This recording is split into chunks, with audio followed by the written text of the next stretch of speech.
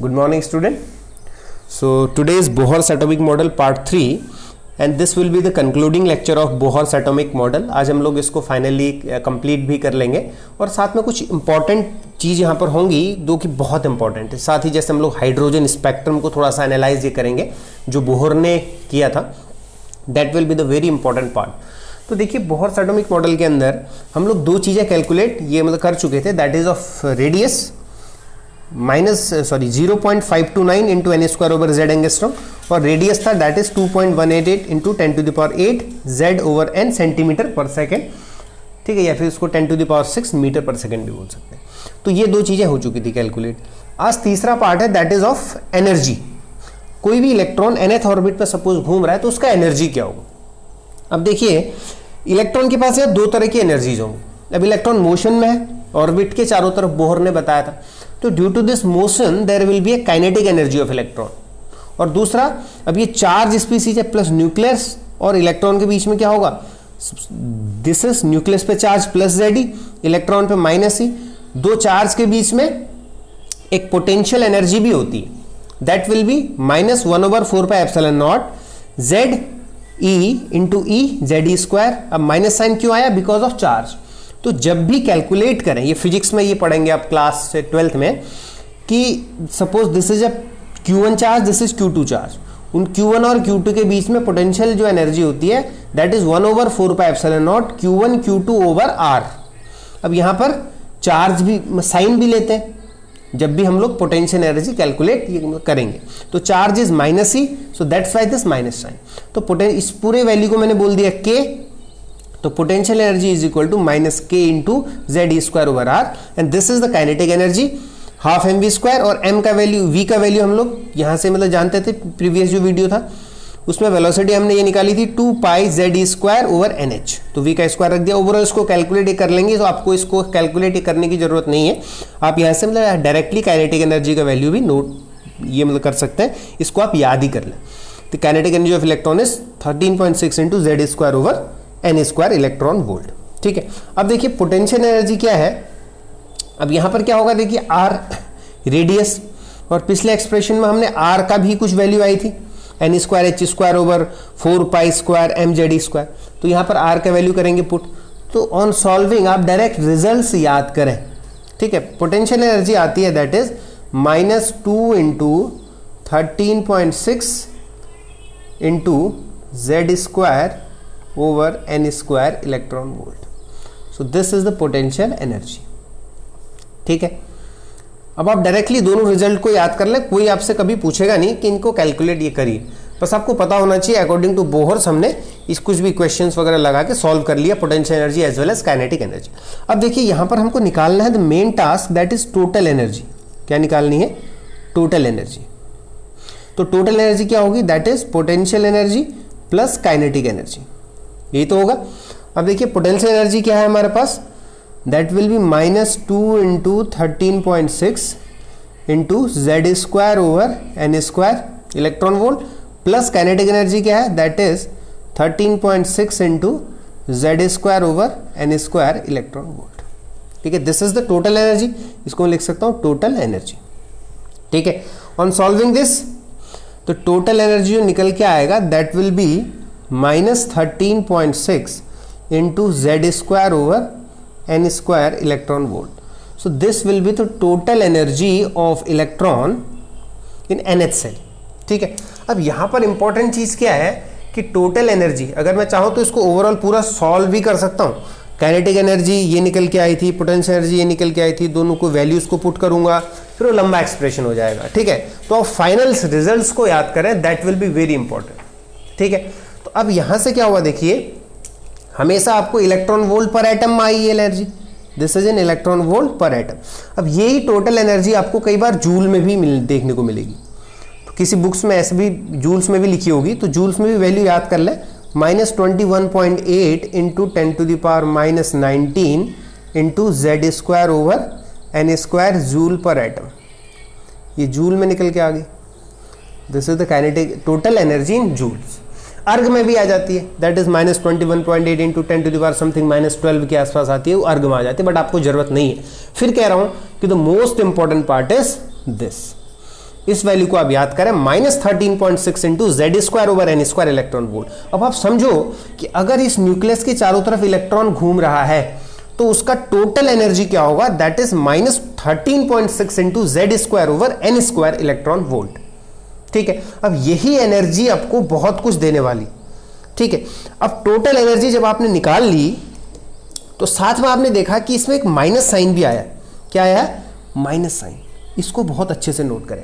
This minus sign of energy indicates that there is attraction between the negatively charged electron and positively charged nucleus. Means क्या है, अगर electron इस orbit में घूम रहा है तो इसका टोटल एनर्जी माइनस में आ रहा है। इस माइनस एनर्जी का मतलब ये हुआ कि देयर इज अट्रैक्शन फोर्स, मतलब न्यूक्लियस और इलेक्ट्रॉन के बीच में कुछ अट्रैक्शन फोर्स है, इतनी एनर्जी नेगेटिव है। मींस किसी ऑर्बिट में घूम रहा है इलेक्ट्रॉन। अब ये nth ऑर्बिट में निकाल दिया मैंने टोटल एनर्जी इन nth ऑर्बिट। अगर मैं यहां से निकालूं, बहुत इंपॉर्टेंट पार्ट है स्टूडेंट, इसको मिस ये मत करिएगा, वेरी इंपॉर्टेंट। देखिए सपोज दिस इज न्यूक्लियस। ठीक है, आगे करूंगा मैं बात इसमें भी, चलो इसको नोट कर ले आप, टोटल एनर्जी ये आगे। अब यहां से देखना है आपने, इस पार्ट को लिख भी ले, फिर हम लोग आगे करते हैं बात कि negative sign of energy indicates that there is attraction between negatively charged electron and positively charged nucleus.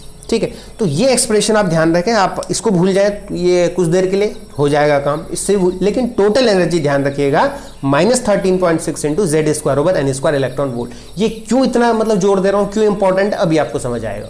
ठीक है, इसको नोट कर लें, आगे चलते हैं। चलिए आगे चलते हैं। अब देखिए ये मैंने लिखा हुआ total energy of electron in case of hydrogen atom. अब हाइड्रोजन के केस में चलते हैं कि अगर हम टोटल एनर्जी निकालें, ठीक है, सपोज इलेक्ट्रॉन फर्स्ट ऑर्बिट में या फर्स्ट सेल में, तो मैं क्या करूंगा, इस टोटल एनर्जी अगर इसकी निकालूं, फर्स्ट ये मतलब हाइड्रोजन का न्यूक्लियस, ये हाइड्रोजन का फर्स्ट ऑर्बिट, इस फर्स्ट ऑर्बिट में इलेक्ट्रॉन घूम रहा है तो उसका टोटल एनर्जी क्या होगा, इस एक्सप्रेशन से निकाल दूंगा। देखिए n इक्वल टू अगर मैंने 1 रखा तो उस केस में टोटल एनर्जी कितना आ जाएगा, -13.6 इंटू जेड क्या है बताइए, जेड मैंने कल बताया था, जेड क्या है, number of atomic number, n क्या है, shell number. Atomic number hydrogen का केस में 1 का स्क्वायर अपॉन सेल नंबर, कौन से सेल में घूम रहा है, फर्स्ट सेल में, तो 1 का स्क्वायर। तो यहां से हमारा टोटल एनर्जी कितना आ गया, -13.6 इलेक्ट्रॉन वोल्ट। बहुत इंपॉर्टेंट। तो अगर मैंने n इक्वल टू 1 रखा, मीन्स इलेक्ट्रॉन अगर फर्स्ट ऑर्बिट में है तो उसका टोटल एनर्जी कितना होगा स्टूडेंट, -13.6। अब इस नेगेटिव साइन का मतलब ये हुआ कि अगर आप बाहर से -13.6 एनर्जी इस इलेक्ट्रॉन को दोगे तो यहां से निकल जाएगा। तो इस नेगेटिव साइन का मतलब तो यही हुआ कि +13.6 एनर्जी दे दिया तो इलेक्ट्रॉन यहां से निकल जाएगा। ठीक है, सिमिलर के सेम चीज है कि अगर आप यहां पर पुट कर दें n इक्वल टू 2, मतलब सेकेंड ऑर्बिट में इलेक्ट्रॉन हो इन केस, तो अगर आप मैं यहां पर n इक्वल टू 2 पुट करूं तो देखिए टोटल एनर्जी निकालता हूं, the total energy will be equal to -13.6 into Z की जगह क्या रखूं बताइए, 1 का square 1 over second orbit, number of orbit है, नंबर ऑफ सेल है, दैट इज 2 का स्क्वायर। ठीक है, इसको सॉल्व भी कर लेंगे हम लोग तो ये वैल्यू आएगी -3.4 इलेक्ट्रॉन वोल्ट। मीन्स अगर इलेक्ट्रॉन इस सेकेंड ऑर्बिट में है, इस सेकेंड सेल में है, तो इसका टोटल एनर्जी कितना, -3.4 इलेक्ट्रॉन वोल्ट है। आई बात समझ में। सिमिलर केस जल्दी से आप इसको निकाल लेंगे, n इक्वल टू 3 अगर मैंने पुट किया तो उस केस में टोटल एनर्जी कितना आएगा, -13.6 इंटू एन जेड स्क्वायर, 1 का square over n square, third orbit में तो 3 का स्क्वायर बराबर कितना आएगा, सॉल्व भी कर लेंगे, -1.51 इलेक्ट्रॉन वोल्ट। ठीक है, सिमिलर केस है, जल्दी से इसको भी नोट कर लें, n इक्वल टू 4 तक ही जाएंगे, आगे भी जा सकते हैं। Total energy is equal to -13.6 into 1 square over 4, fourth orbit में तो n का 4 स्क्वायर, तो इसको देख लेंगे, it will comes out to be 0.852 volt, 2 electron volt. ठीक है, तो ये आपके पास एनर्जीज आ गई। मीन्स क्या हुआ, इस फर्स्ट ऑर्बिट का एनर्जी आया यहां पर है तो -13.6, सेकेंड में है तो कितना आया, -3.4 इलेक्ट्रॉन वोल्ट, थर्ड का -1.51 इलेक्ट्रॉन वोल्ट, फिफ्थ में होगा तो कितना आएगा, -0.825 इलेक्ट्रॉन वोल्ट। अब आपको समझ आ गया। तो इसका मतलब ये हुआ कि अगर इलेक्ट्रॉन न्यूक्लियस से सबसे क्लोज है, इलेक्ट्रॉन न्यूक्लियस से सबसे क्लोज है, तो उसका एनर्जी कितना है देखिए -13.6, मतलब माइनस में बहुत ज़्यादा है, ठीक है। और बाहर है तो क्या है, थोड़ा थोड़ा कम हो रहा है, मतलब नेगेटिव में कम हो रहा है, ठीक है। तो सिंपल सी चीज़ है कि जैसे जैसे इलेक्ट्रॉन न्यूक्लियस से दूर होता जाएगा उसका एनर्जी बढ़ता जाएगा, ठीक है, एनर्जी उसका बढ़ता जाएगा। देखिए ना, नेगेटिव साइन कम होते जा रहा है, एनर्जी बढ़ते जा रहा है, और कहीं दूर, बहुत दूर आ जाएगा, एट इन्फिनिटी पे आ जाएगा कहीं, तो उसका एनर्जी क्या हो जाएगा, 0 हो जाएगा, ठीक है। मीन्स उसको बोल देते हैं फिर आयनाइजेशन। इलेक्ट्रॉन क्या हो गया, आयनाइजेशन। मीन्स आप इतना एनर्जी दोगे फर्स्ट ऑर्बिट वाले को -13.6 इलेक्ट्रॉन वोल्ट, तो इलेक्ट्रॉन निकलेगा। सेकंड को अगर आपने -3.4 की दी, मतलब +3.4 की दी, तो ये निकल जाएगा। आपने +1.51 इलेक्ट्रॉन वोल्ट दी, तो ये निकल जाएगा। -0.825 वोल्ट दी, ये निकल जाएगा। मीन्स आप देख रहे हैं कि जितना जैसे जैसे न्यूक्लियस से इलेक्ट्रॉन का डिस्टेंस बढ़ता जा रहा है, ये एनर्जी देखो -13.6, -3 एनर्जी बढ़ रही, ठीक है।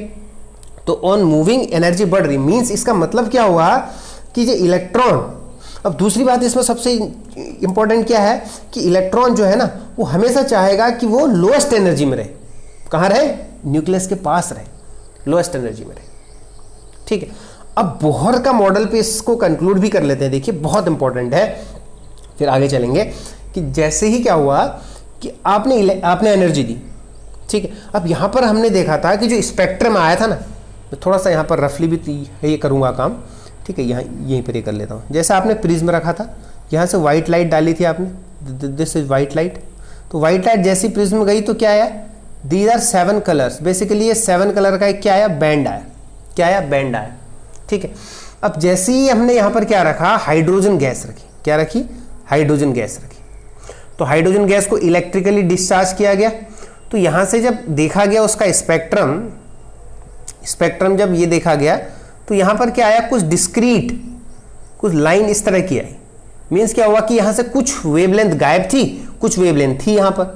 तो इसका सीधा सीधा कंक्लूजन ये हुआ कि जो इलेक्ट्रॉन है वो ऐसा थोड़ी है कि यहाँ से आपने क्या करा, कुछ भी energy the in the form of radiation, कुछ भी एनर्जी दी, वो इलेक्ट्रॉन उसको गेन नहीं करेगा। अगर यहां पर इलेक्ट्रॉन है तो वो क्या करेगा, केवल 13.6 की ही एनर्जी को एक्सेप्ट करेगा। और सपोज इस इलेक्ट्रॉन ने, यहां देखिए इन दोनों के बीच का डिफरेंस कितना हो गया, ये देखिए -13.6 है और इसका कितना है, -3.4, इसका है आपके पास -3.4। तो मीन्स क्या हुआ कि इसको 10 3 13 + 10 10.2। अब देखो ये वैल्यू आई। अगर मैं यहाँ से 10.2 इलेक्ट्रॉन वोल्ट की एनर्जी दूं बाहर से, ठीक है, तो -13.6 है। अगर मैंने 10.2 इलेक्ट्रॉन वोल्ट का एनर्जी दिया तो इलेक्ट्रॉन इसको एक्सेप्ट कर लेगा।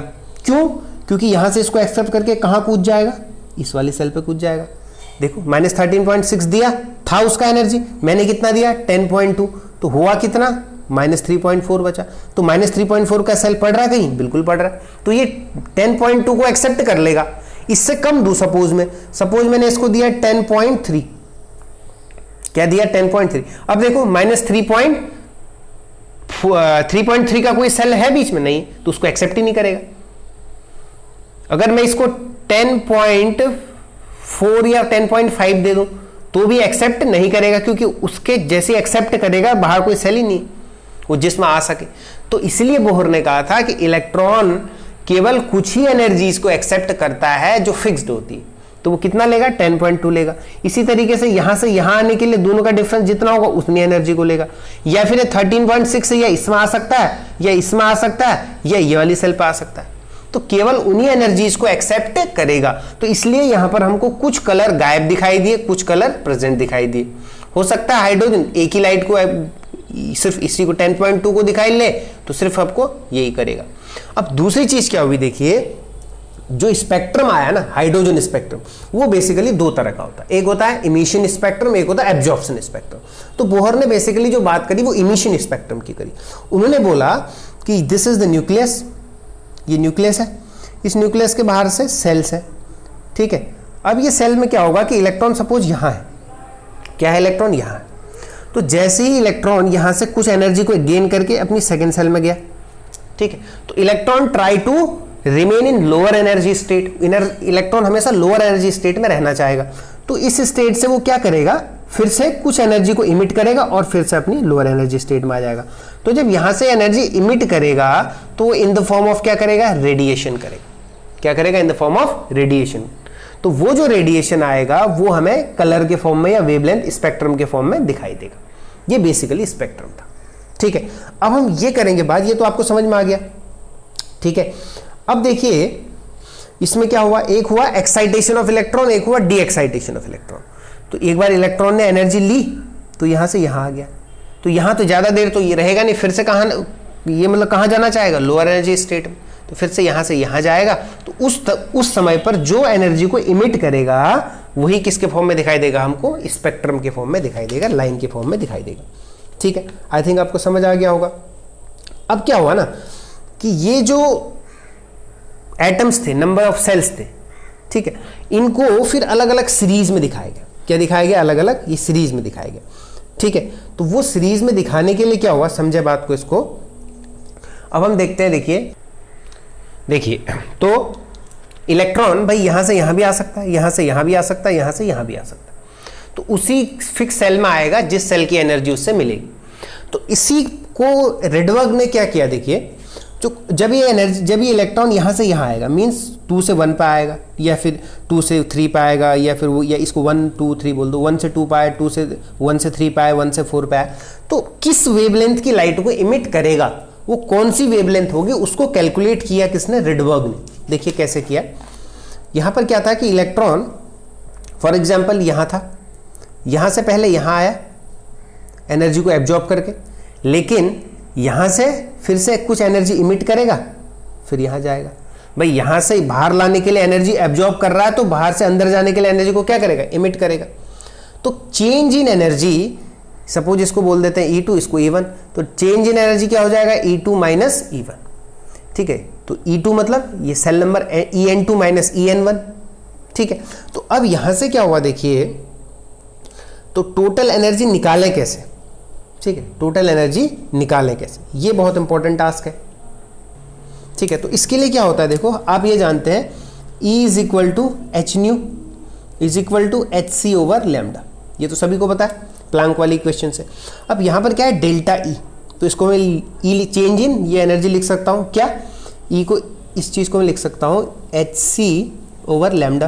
क्या लिख सकता हूं, h c over lambda is equal to, ठीक है, E को क्या लिख दिया, डेल्टा E को h c over lambda, E2 En2 मतलब ये सेकेंड ऑर्बिट में है, En2 मीन्स क्या हो जाएगा, एनर्जी क्या होती है बताइए, टोटल जो एनर्जी होती है that is -13.6 into Z square over E2 है, तो मतलब इसका एनर्जी लेवल N2 हो जाएगा, N2 का स्क्वायर माइनस E1, तो energy of first that is, इसको माइनस हो जाएगा, -13.6 into Z square over N1 square. ठीक है, ये तो आया E2 माइनस E1 की जगह, ये एनर्जी ऑफ सेकेंड सेल है, ये एनर्जी ऑफ फर्स्ट सेल है, तो फर्स्ट के ये total energy -13.6 Z square over N2 square minus -13.6 Z square, minus minus plus हो जाएगा, कोई दिक्कत नहीं है। ठीक है, तो 13.6 Z square over N square. ठीक है, अब यहां से क्या करें, इसको आगे थोड़ा सा सॉल्व भी कर लेते हैं। H c over lambda is equal to, ये हो गया 13.6 जेड स्क्वायर कॉमन ले लिया। ठीक है, तो क्या बचा अंदर, 1 over N1 square minus 1 over N2 square.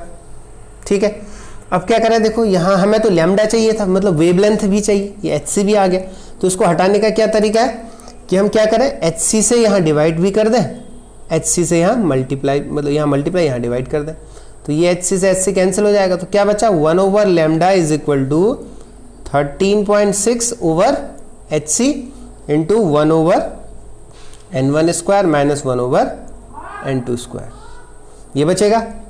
अब देखिए यहां पर क्या हुआ, जो 13.6 ओवर एच सी है, 13.6 constant, h Planck constant, c velocity of light, इसको एक नया कांस्टेंट ये बोल देते हैं, दैट इज कॉल्ड आर। तो 1 over lambda is equal to R, क्या बोल देते हैं, सॉरी यहाँ पर जेड स्क्वायर भी था। ठीक है, दिस इज यहाँ 13.6 h c into Z square भी है ना, तो इसको भी लिख लें, तो ये पूरी वैल्यू आर होगी, R into Z square 1 over N1 square minus 1 over N2 square. तो ये हमारे पास एक फाइनल इक्वेशन आ गई। इसमें आर क्या है बच्चों? Rydberg constant. क्या है? Rydberg constant. रिडबर्ग कांस्टेंट बहुत इंपॉर्टेंट है, ठीक है। अब आप देखिए जो रिडबर्ग कांस्टेंट की वैल्यू आ गई, इस रिडबर्ग कांस्टेंट की बहुत सारी वैल्यूज होती हैं, ठीक है। थ्योरेटिकल वैल्यू अलग होती है, अगर मैं लिखना चाहूँ, आप लिखना चाहो तो लिख सकते हो, वैसे आप उतनी में तो जरूरत नहीं है। इसकी जो थ्योरेटिकल वैल्यू होती है दैट इज 109737 पर सेंटीमीटर होती है, बट प्रैक्टिकल वैल्यू थोड़ा आती है। बट कैलकुलेशन वाली जो वैल्यू होती है बाय द कैलकुलेटेड वैल्यू या कैलकुलेटिव वैल्यू जो आई इसकी, that was comes out to 109700 per centimetre, ठीक है। बट आपको ये वैल्यू याद नहीं करनी है, आपको 1/λ है तो 1/r की निकाल लो वैल्यू, तो 1/r डायरेक्टली याद कर ले। 1/r की जो वैल्यू होती है that is comes out to be 911 angstrom. इसको याद कर ले, आर की भी लिखना चाहते हैं तो लिख सकते हैं, ठीक है। तो ये आर की वैल्यूज आ गई, तो यहां से हमारे पास रिडबर्ग कांस्टेंट आ गया। तो हम ये निकाल भी सकते हैं कि इलेक्ट्रॉन किस सेल से किस सेल में आया, n1 - 1/n2, ठीक है। तो यहां से आपको मतलब 1/n1² मतलब कहां पे आया, n2² कहां से आया, कहां पे आया, कहां से आया। अभी देखेंगे, क्वेश्चंस वगैरह कर लेंगे। देखिए अब यहां पर क्या होगा कि जब ये इलेक्ट्रॉन्स इमिट होके आते रहे, फर्स्ट सेल से आए, सेकंड सेल से आए, तो इसको डिफरेंट सीरीज में कन्वर्ट किया गया। तो उन सीरीज को आपकी बुक में बहुत सारे ऐसे करके लाइंस होंगी, वो दिखाते हैं आपको, ठीक है। वो क्या है, इस तरह की सीरीज आपकी बुक में होगी, ठीक है। इसको ये समझो आप, ये न्यूक्लियस, ये फर्स्ट, ये सेकंड, ठीक है, बहुत आसानी से, ये थर्ड, ठीक है। मैं इतने बना रहा हूं। अब यहां पर क्या होगा कि दिस इज फर्स्ट, यहां से फर्स्ट पे आया, यहां से फर्स्ट पे आया, जिसको आप n = 1 बोल दो, इसको n = 2 बोल दो, n = 3 बोल दो, KLMN ऐसे बढ़ाते जाओ। ऐसे करके हमने यहाँ ऐसे बना दिया, n 1 2 3 4 5 6 7 8 ऐसे करके इन्फिनिटी तक जाएगा, ठीक है। अब यहाँ पर क्या होगा, देखिए कि जब इलेक्ट्रॉन पहली सेल पे आया, कहाँ से, कहीं से भी, 2 से 1 पे आया, या 3 से 1 पे आया, 4 से 1 पे आया, 5 से 1 पे आया, 6 से 1 पे आया, 7 पे 1 पे आया, तो जब भी 1 पे आएगा, ठीक है, तो वो कुछ एनर्जी इमिट करेगा। भाई 2 से 1 पे आएगा तो कुछ वेव्स को इमिट ये करेगा, 3 से 1 पे आएगा तो कुछ अलग वेवलेंथ निकालेगा, 4 से 1 पे आया तो कुछ अलग वेवलेंथ वेव्स को इमिट ये करेगा।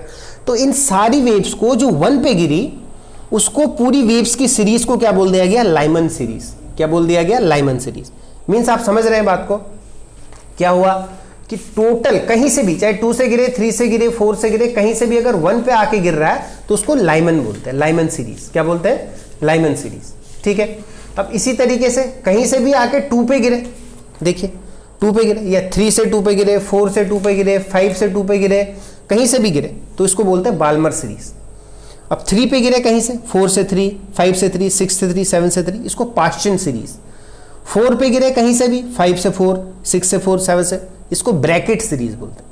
4 पे गिरे, 5 पे गिरे कहीं से भी, इसको फंड सीरीज बोलते हैं। 6 पे गिरे तो उसको हम्फ्री सीरीज बोलते हैं, ठीक है। ये आपकी बुक में है। अब देखिए जो भी सीरीज, जो भी अभी तक आप कैलकुलेट क्या कर चुके हैं, एक वेवलेंथ निकालने का फॉर्मूला आपके पास है। तो अब हम एक वेव का फॉर्मूला भी निकाल देते हैं, ठीक है।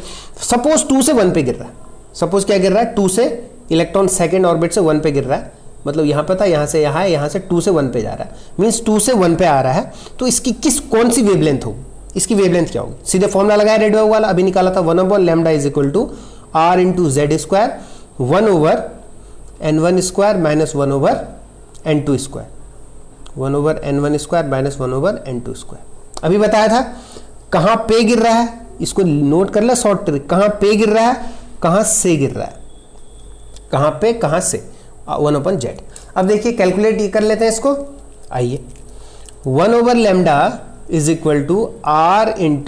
z², ये किसकी बात कर रहा है, हाइड्रोजन एटम की, 1 का स्क्वायर, z की जगह 1 हो गया, इंटू 1/, कहाँ पे गिर रहा है, 1 पे आ रहा है तो 1/1, 1 का स्क्वायर, माइनस कहाँ से गिर रहा है, 2 से गिर रहा है, 1/2 का स्क्वायर, ठीक है। तो 1/λ = r, ठीक है। ये तो हो गया 1 - 1/4, 4 × 4 4 3/4, कितना हो गया, 1/, यहाँ पे कर देते हैं, 1 over lambda is equal to R 3/4। तो लैम्डा इज इक्वल टू क्या हो जाएगा 4/3r। क्या हो जाएगा 4/3r। अभी बताया था मैंने इसका वैल्यू कितना होता है रेडवर्क कांस्टेंट का, 1 ओवर आर का बताया था। तो 1 over R is equal to 911 angstrom था। तो लैम्डा कितना हो जाएगा 4/3 इंटू 1 ओवर आर 911। तो this will comes out to be 1216 angstrom. क्या है 1216 एंगस्ट्रम। अब आप जब थोड़ा सा पढ़ेंगे आगे वेव्स के बारे में, इवन ये मतलब फिजिक्स में भी, तो ये 1216 की जो एंगस्ट्रम की जो वेवलेंथ है ना, दिस इज द वेवलेंथ आई, मतलब 2 से 1 पे इलेक्ट्रॉन गिरेगा तो इतनी एंगस्ट्रम की वेवलेंथ को निकालेगा, वेव्स को निकालेगा। तो ये किस रेंज में पड़ रहा है देखो 1216 एंगस्ट्रम। ये पड़ रहा है यूवी रेंज में आती है सारी। कहाँ आती है यूवी रेंज में। अब इसी तरीके से दिस इज, तो इसी को बोलते हैं first line of Lyman series. क्या बोलते हैं first line of Lyman series. अब इसी तरीके से आप यहां से निकाल दें, कहां से लास्ट कौन से होगी इन्फिनिटी से। तो इन्फिनिटी से अगर 1 पे गिरे, तो इन्फिनिटी से 1 पे गिरे, इन्फिनिटी पे 1 से गिरे तो उसकी वेवलेंथ भी निकाल सकते हैं। तो इसकी रेंज होगी 1216 से जो भी आएगी। तो आपका काम क्या है कि आप first line of Lyman series मैंने जैसे ये निकाल दी, इसी तरीके से आप लास्ट लाइन ऑफ ये क्या निकाल लेंगे लाइमन सीरीज निकाल लेंगे। इसी तरीके से first line of Balmer series कैसे निकालेंगे, 3 से 2 पे गिरे तो this is first line of Balmer series. Infinity से 2 पे गिरे this is the last line of Balmer series. तो ये आपका काम है कि आप ये सारी वेवलेंथ को कैलकुलेट मतलब कर लेंगे। ठीक है, अब ये आपको समझ में आएगा बाल्मर में कि ये विजिबल रेंज में गिरती है। तो जब आप फर्स्ट लाइन निकाल लेंगे बाल्मर की या लास्ट लाइन निकाल लेंगे तो आपको पता है कि जो विजिबल जो लाइट होती है वो 3800 लगभग 4000 से हमको दिखाई देना शुरू होती है एंगस्ट्रम। तो आप देखेंगे कि लगभग किस रेंज में आएगी ये 4000 एंगस्ट्रम के आसपास आएगी, 4000 से 7800 के आसपास की रेंज आएगी। तो आप चेक भी कर सकते हैं कि विजिबल जो लाइट होती है उसकी वेवलेंथ कितनी होती है, क्या 2 से 1 पे गिर रहा है तो वो विजिबल रेंज में गिर रहा है। तो this was the series of hydrogen spectrum. और इसी बेसिस पर बोहर ने अपना मॉडल एक्सप्लेन किया कि भैया कॉन्टिन्यूअस डिसकॉन्टिन्यूअस लाइन स्पेक्ट्रम क्यों आ रहा था, क्योंकि जो इलेक्ट्रॉन था ना, ये इलेक्ट्रॉन जो है वो सारी तरह की एनर्जी को एक्सेप्ट नहीं करता है, केवल उन्हीं एनर्जी को एक्सेप्ट करता है जो फिक्स, भाई उतनी एनर्जी को करेगा जिसके बाद इसमें गिर जाए, जो इस एनर्जी से मिल जाए। ये वाला उतनी को, ये वाला या तो यहां आना चाहिए या फिर इसमें से इसको हटाओ उतनी एनर्जी आके यहां आएगा या यहां आएगा, बीच में कहीं नहीं आएगा। इसलिए जो इलेक्ट्रॉन है वो सारी एनर्जी को एक्सेप्ट नहीं ये करते हैं, इसी वजह से हमें डिसकॉन्टिन्यूअस या डिस्क्रीट या लाइन स्पेक्ट्रम वहां पर मतलब मिले थे। So on this basis Bohr's explain hydrogen spectrum. ठीक है, तो ये हमारा कंप्लीट हुआ बोहर्स मॉडल। इसको आप जरूर एनसीईआरटी से एक बार अच्छे से मतलब देख लें और साथ में इसकी लिमिटेशन की बात भी कर दें। तो लिमिटेशन इसकी क्या है मैं आपको ओरली बता देता हूं कि बोहर्स मॉडल, क्योंकि इसकी लिमिटेशन क्या थी, ये बेसिकली क्या था ना, हाइड्रोजन जो वन इलेक्ट्रॉन स्पीसीज के लिए था। दूसरी बात ये डी ब्रोगली और हीजनबर्ग को भी एक्सप्लेन मतलब नहीं कर पाया।